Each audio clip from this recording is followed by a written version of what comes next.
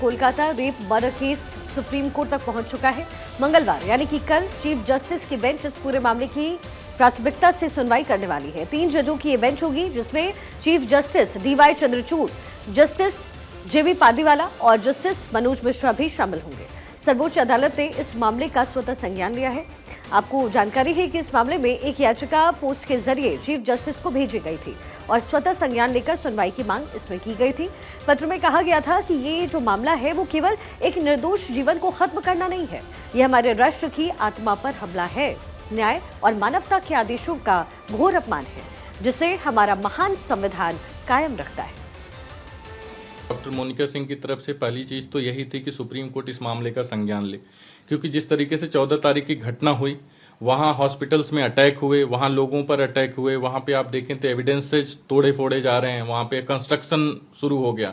सो इस पे मोनिका सिंह की तरफ से हमने ये प्ली किया अपने लेटर में कि पहले तो सुओ मोटो लिया जाए। दूसरा हमारा प्रेयर था कि सेंट्रल फोर्स का डिप्लॉयमेंट हो till the pendency of the case.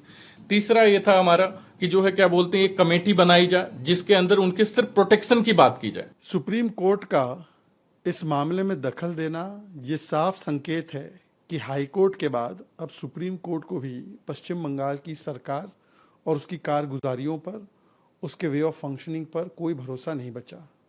High court ने कहा था absolute failure of state machinery. High court ने फटकार लगाई थी कि किस प्रकार से इस पूरे मामले को जब प्रिंसिपल दबाने की कोशिश कर रहे थे तो ऐसे प्रिंसिपल को आपने प्रमोट किया। हाई कोर्ट ने पुलिस के रोल पर बहुत संदिग्धता उठाई।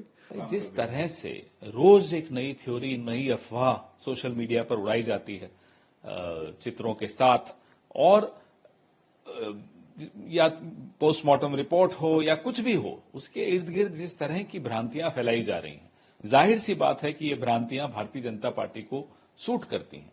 तो सीबीआई को चाहिए कि जल्द से जल्द ऐसा एटलीस्ट कोई स्टेटमेंट आना चाहिए ताकि इस तरह की जो माहौल बिगाड़ने की प्रयास किए जा रहे हैं वो रुकें।